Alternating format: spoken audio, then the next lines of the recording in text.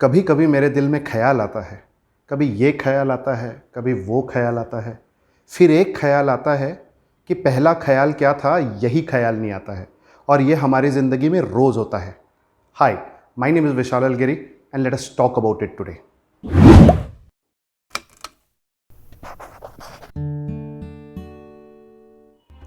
हम सोच सकते हैं, हम बहुत कुछ सोच सकते हैं। हम दुनिया में सबसे तेज़ी से सोच सकते हैं, तेज़ी से पूरी दुनिया की सैर करा सकते हैं। पल भर में न्यूयॉर्क, पल भर में पेरिस, पल भर में हांगकांग, पल भर में ब्राज़ील, पूरी दुनिया घूम कर आते हैं, लेकिन किसी भी नज़ारे का लुत्फ़ नहीं उठा पाते। दुनिया में सबसे तेज़ अगर कोई चीज़ है तो वह है इंसानी दिमाग। Our mind is the fastest thing in this world, faster than a supercar, faster than a rocket as well. We might travel the world, but we cannot absorb as much as we can imagine. हमारा दिमाग एक bullet train की तरह है जो भागता तो बहुत तेज है, लेकिन रुकता किसी भी प्लेटफॉर्म पर नहीं है। हम दुनिया में सबसे तेजी से सोच सकते हैं, ये हमारी सबसे अच्छी चीज भी है और हमारी सबसे बुरी चीज भी है। Just imagine in the world of internet, Facebook, Instagram, जहाँ पे हर पल में न्यूज़ फीड बदलता है, ऐसे इंस्टाग्राम पे, ऐसे फेसबुक पे अगर आप और मैं कोई वीडियो देख रहे हो और उसके बीच में किसी दोस्त का फ़ोन आ जाए, 5 मिनट फ़ोन करके वापस आ जाओ तो वो पुराना वीडियो नहीं मिलता। ये हमारे साथ रोज़ होता है, हमारे ख्यालों के साथ, हमारे विचारों के साथ, हमारे इमेजिनेशन के साथ रोज़ होता है। हम लंबा सोच तो लेते हैं, लेकिन उस सोच की गहराई में नहीं उतर पाते। Let us do something about it यार। चलो एक कहानी सुनाता हूँ आप लोगों को, बढ़िया वाली। एक राजा था, शूरवीर योद्धा था। एक दिन शिकार पे निकला, नीचे उतरा तो बीवी ने कहा, कहाँ जा रहे हो? आज मेहमान आने वाले हैं घर पे, बाहर मत जाओ, आज खाना पीना ऐशो आराम सब कुछ घर पे। दोस्त आएंगे, कितना फन होगा, कितनी मस्ती होगी। और इन्हीं दोस्तों में से एक ने पैसे उधार मांगे थे मुझसे, 1 हफ्ते में लौटा दूंगा कहा था। कहाँ गया उसका 1 हफ्ता? अब किराया भरने का टाइम आ चुका है घर का। बैंक बैलेंस देखता हूँ तो कभी कभी मन करता है कि इस पैसे को इधर ही रखूंगा तो सड़ जाएगा सारा का सारा पैसा, कहीं इन्वेस्ट करना चाहिए। सोचा स्टॉक्स में लगाओ या म्यूचुअल फंड में लगाओ। बट म्यूचुअल फंड का क्या है? Mutual funds are subject to market risk. Please read the offer documents carefully before investing. ये हर चीज के बाद एक ऑफर लगाना जरूरी है। अब पिछले हफ्ते की बात है, एक बढ़िया सा लाल रंग का वो आरसीबी वाला जूता खरीदना था, विराट कोहली वाला, लेकिन उसमें भी स्टार मार्क लगा दिया। आईपीएल तक शुरू हो चुका है, पहली मैच भी जीत गया विराट कोहली। बेचारी अनुष्का शर्मा मैच ही नहीं अटेंड कर पा रही, बड़े दिनों से उसकी पिक्चर भी नहीं आई है कोई, बॉलीवुड में ही पिक्चर नहीं आई है कोई। ये बॉलीवुड की पिक्चर में ना आजकल मजा नहीं, सिर्फ गाने अच्छे होते हैं, इनके सुनने लायक होते हैं। गिटार के साथ गाने बजाओ, ओए होए लोगों का दिल जीत लो। लेकिन गिटार बजाना आसान काम है क्या? टुन टुन टुन टुन करके साल निकल जाता है, लेकिन कुछ समझ में नहीं आता।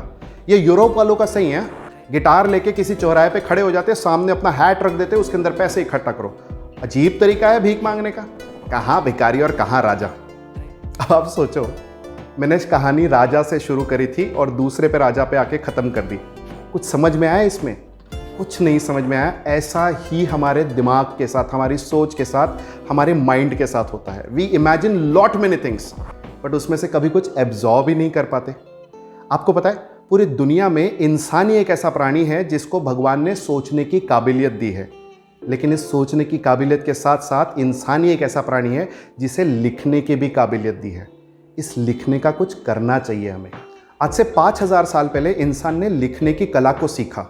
भारत से लेके चीन तक, मेसोपोटामिया से लेके मिस्र तक, इजिप्ट के उन गुफाओं में आज भी दीवारों पर हायरोग्लिफिक्स पाई जाती है।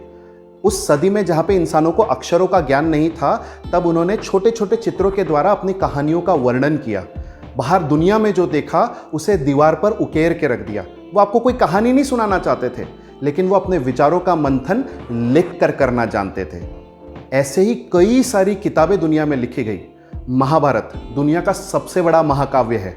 आपके मेरे लिए तो वो बी.आर. चोपड़ा की सीरीज़ है जहाँ पे 25, 30, 40 एपिसोड में महाभारत खत्म हो जाता है, लेकिन ऐसी हजारों लाखों कहानियों का संग्रह अगर कोई है तो वो महाभारत है।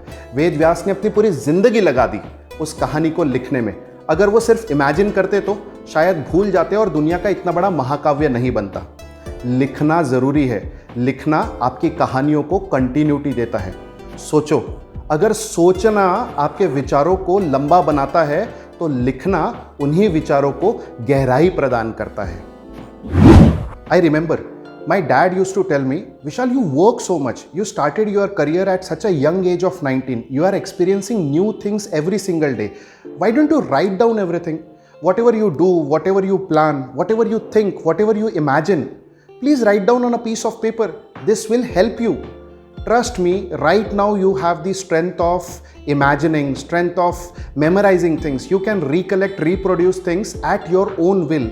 But this is not going to be the scenario for rest of your life. You will lose this power. It will diminish slowly, and that will be the main cause of frustration in your life. And trust me, it happens so.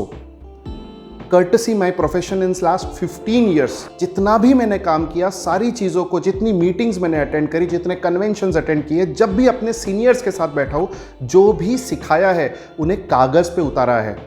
I have a book shelf full of diaries, और आज जब मैं उन पन्नों को पलट के देखता हूँ तो मुझे लगता है मैंने ज़िंदगी के 15 साल जो जिए हैं उन्हें उन कागज़ पे उतार के रखा है. थैंक गॉड मैंने अपने पापा की बात सुनी, और मैं आप सभी से दरख्वास्त करूंगा कि यही काम आप भी करिए. वो कहते हैं ना, teaching is twice learning. I believe writing is thrice learning. मेरे ज़िंदगी का सबसे अजीम तोहफा है एक डायरी और एक पार्कर का पेन.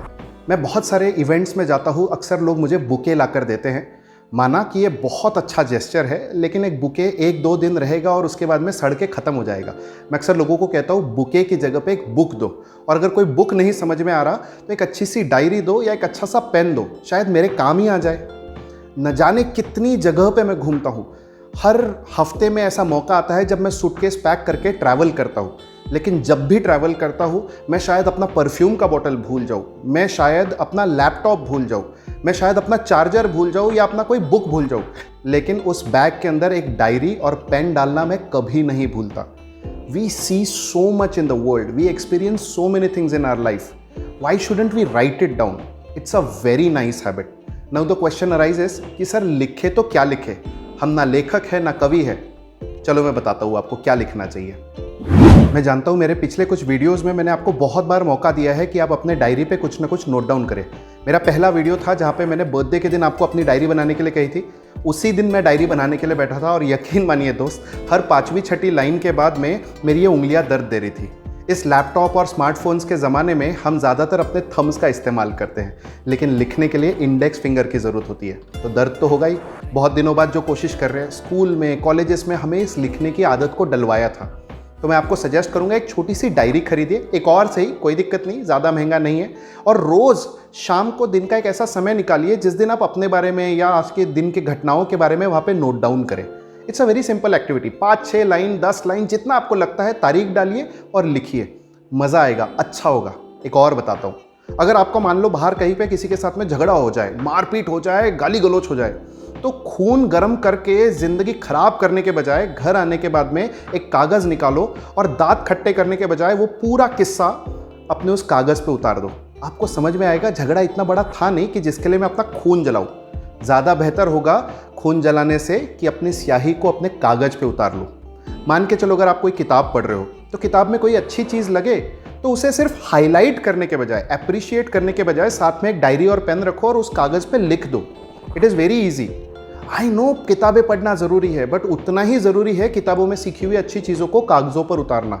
ज़िंदगी में आने वाले अच्छे एक्सपीरियंस को, अच्छे लेसन्स को आपने कागज़ पे उतारना चाहिए. मान लो आप टीवी देख रहे हो, देखते देखते अगर आपने कोई अच्छी शायरी सुन ली, मोटिवेशनल वीडियोस का ज़माना है, एक दूसरे को फॉरवर्ड करने के बजाय उस मोटिवेशनल वीडियो में जो बातें बताई गई है उसे कागज़ पे उतारो. It's a wonderful activity. And trust me, whenever you are writing it, आपकी लिखने की स्पीड आपके विचारों से तो कम होगी ना, और जब आपकी लिखने की स्पीड की वजह से विचारों को रुक कर वापिस आना पड़ेगा जहाँ पर आप हो, तब आपके विचारों की गहराई बढ़ेगी. आप सोच के देखो एक बार, स्कूल में हमें निबंध लिखने के लिए कहा जाता था, ऐसे राइटिंग होती थी. ऐसे राइटिंग में अगर कोई भी कंपटीशन हो, कोई भी ओरल कंपटीशन हो, तो it would have been difficult. हम में से ज़्यादातर लोग पार्टिसिपेट ही नहीं करते. लेकिन राइटिंग जब करनी होती थी तो काम बहुत आसान था. पर्यावरण हो, दुनिया हो या मेरा फेवरेट एनिमल हो, हम आसानी से उसके बारे में लिख सकते थे. It's a very nice activity. Please do it. It will really help you to build your perspective. And मैं आपको कुछ सिर्फ प्रीच नहीं कर रहा, जो भी मैं आपसे कहता हूँ उसे मैं अपनी ज़िंदगी में प्रैक्टिस भी करता हूँ। इन वीडियोस को बनाने के लिए भी जो मन में आया बोल दिया वैसा नहीं होता, बहुत सारे पन्ने लिखने पड़ते हैं, उसके बाद में ये वीडियो बन पाता है। और अगर आपको ये वीडियो अच्छा लग रहा है तो इसे लाइक शेयर सब्सक्राइब ज़रूर करिएगा, और जो भी अच्छा लगा हो कमेंट सेक्शन में ज़रूर बताइएगा। और आने वाले दिनों में आप क्या सुनना चाहते हो वो भी पॉइंट्स अगर आप मुझे कमेंट सेक्शन में बता पाए तो दैट विल बी वंडरफुल। जाते जाते आप सभी को एक ही बात बोलूँगा, बहते ख्यालों की तेज़ी को तूने अक्सर आजमाया है। इन विचारों को अगर तू समझ ना सके तो सब कुछ मोह माया है। एक बार इनको कागज़ के पन्ने पे उतार के तो देख, दुनिया ने अक्सर बहती नदी से ज़्यादा समुंदर की गहराई को पाया है। सी यू नेक्स्ट वीक।